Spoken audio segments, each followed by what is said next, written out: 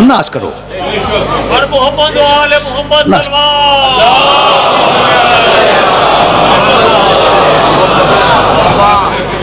मैं सच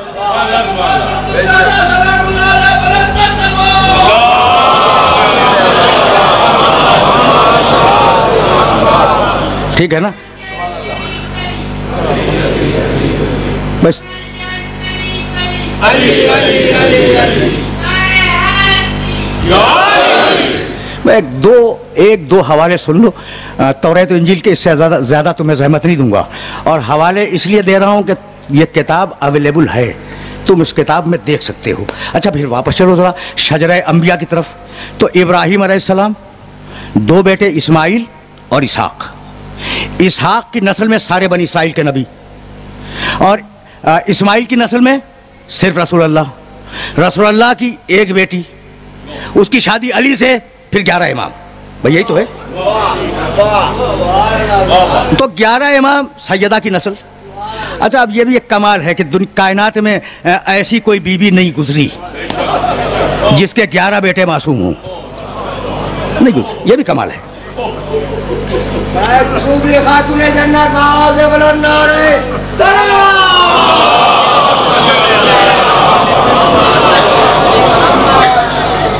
अच्छा भाई ये एक ही घराने के लोग हैं, कोई किसी फजीलत में बढ़ जाता है, कोई किसी दूसरी फजीलत में बढ़ जाता है।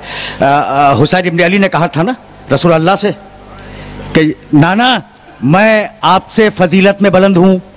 ये कौन कह रहा है? हुसैन कह रहे हैं। और कह किससे रहे हैं?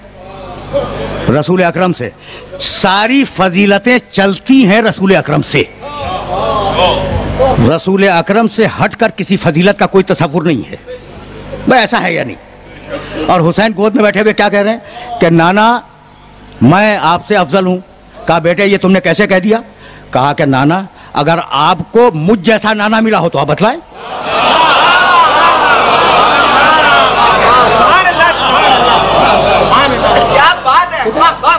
मुझ जैसा मिला? अच्छा वाकई नहीं मिला तो फजीलतों में नशेब व फराज हैं। भाई तवज्जो रहे।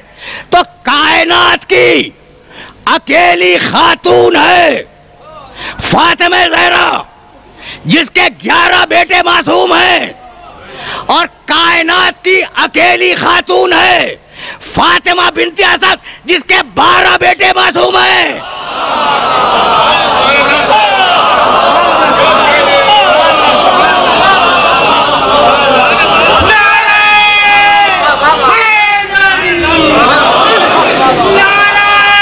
सुनने वालों को ज़हमत दी। मैं तो तुम्हें फिर वापस ले चल रहा था तौरात की तरफ, ठीक है ना? तो नस्ल रसूल में 11 इमाम सैयदा के बेटे। तो क्या अली नस्ल रसूल में नहीं है? भाई मत मानो नस्ल रसूल में, नफ्स रसूल तो मानोगे ना?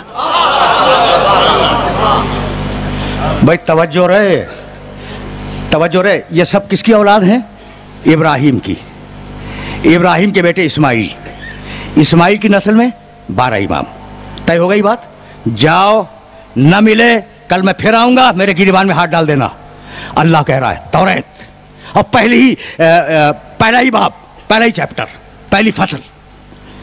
इब्राहिम, अल्लाह बोल रहा है इब्राहिम मैंने इस्माइल के हक में, तेरा बेटा है ना इस्माइल, मैंने इस्माइल के हक में तेरी दुआ सुनी और मैंने तेरी दुआ कबूल की। देख मैं इसे बिरोमंद करूंगा, इसे तनावर दरख्त बनाऊंगा, इसकी नस्ल को कसीर करूंगा और इसकी नस्ल में 12 सरदार पैदा करूंगा। बस सुनना,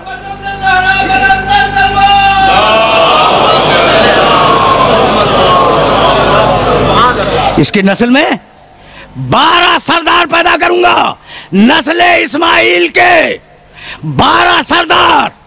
अगर 12 इमाम नहीं है तो मैं चैलेंज कर रहा हूं दुनिया को कि इन 12 की तादाद तो बताइए है कौन? भाई समझ रहे हो ना बात को?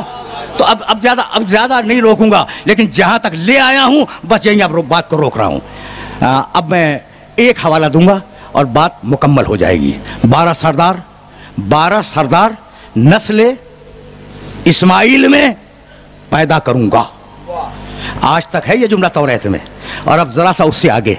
ये मैं 18वीं 19वीं आयतों को आपकी खिदमत में पेश कर रहा था, और अब 29वीं 10 जुमले छोड़कर।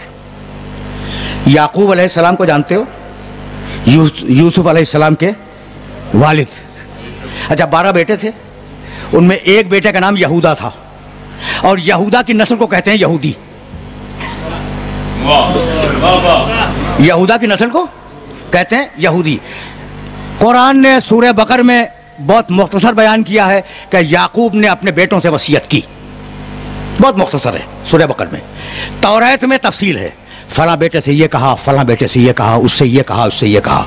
जब यहूदा सामने आया तो कहने लगे कि तेरी नस्ल में हुकूमत बाकी रहेगी, हुकूमत तेरी नस्ल में बाकी रहेगी, यहां तक के शीलूह आ जाए।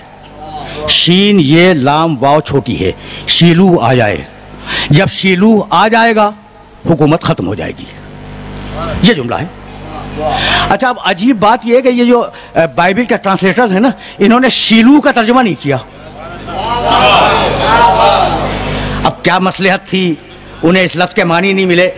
इब्रानी जबान में थी ना भाई, इब्रानी जबान में थी तौरात, तो इब्रानी में शीलू का मतलब कुछ होगा ना। लेकिन उन्होंने नहीं कहा, उन्होंने सिर्फ इतना कहा कि यहूदियों की हुकूमत चलती रहेगी, यहूदियों की हुकूमत चलती रहेगी यहां तक के शीलू आ जाए। जब शीलू आ जाएगा हुकूमत खत्म हो जाएगी। अच्छा, अब तुमसे पूछ रहा हूं, तुम बहुत पढ़े लिखे हो, और दाहिने बाएं तो बहुत ज्यादा पढ़े लिखे लोग दूर दूर नजर आ रहे हैं।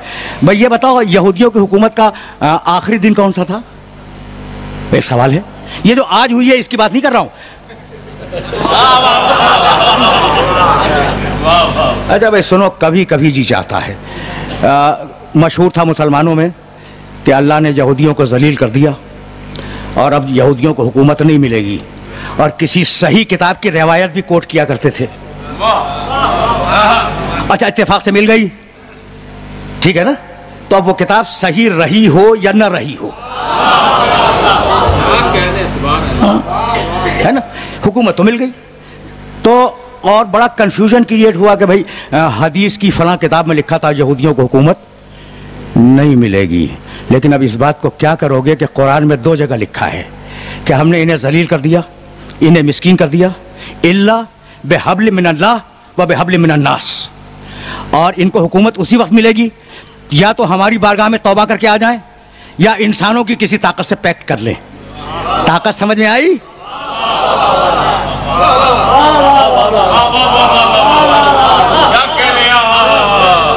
समझ रहे हो? इससे ज्यादा वजाहत का तो इनकार भाई लिखा है, कुरान में लिखा है, कुरान में लिखा है। और सूरह बनी इसराइल में लिखा है, इज़ा जाअ वादुल आखिरत जैना बिकुम लफीफा, जब आखिरी जमाना करीब आ जाएगा तो हम फिर इन्हें एक जगह जमा कर देंगे। तो कुरान के मुकाबले पर कभी गलत रिवायतों को तरजीह न दिया करो, वरना हशर यही होगा। ठीक है? अच्छा, तो इस हुकूमत की तो मैं बात भी नहीं कर रहा हूं। वो जो चली आ रही थी हजरत याकूब अलैहिस्सलाम के जमाने से, उस हुकूमत का आखिरी दिन क्या है? बहुत सीधी बात है, देखो बहुत बड़ा मजमा मेरे सामने है। चली ना, याकूब अलैहिस्सलाम के बाद यहूदा को हुकूमत मिली और यहूदा की नस्ल में चलती रही। और कब खत्म होगी? जब शीरू आएगा। तय हो गई बात। कब खत्म हुई हुकूमत? हुकूमत खत्म हुई है फतेह खैबर के दिन। भाई है या नहीं? तुम्हारे सामने रख रहा हूं, हुकूमत कब खत्म हुई? यहूदियों की फतेह खैबर के दिन। भाई तवज्जो रहे, फतेह खैबर यहूदियों की हुकूमत का आखिरी दिन, और फतह वो करेगा जो शीलू हो। अब मुझे डिक्शनरी देखनी पड़ गई, तो सारी डिक्शनरियों में, हेब्रो लैंग्वेज की, इब्रानी जबान की सारी डिक्शनरियों में शीलू के मानी लिखे शेर।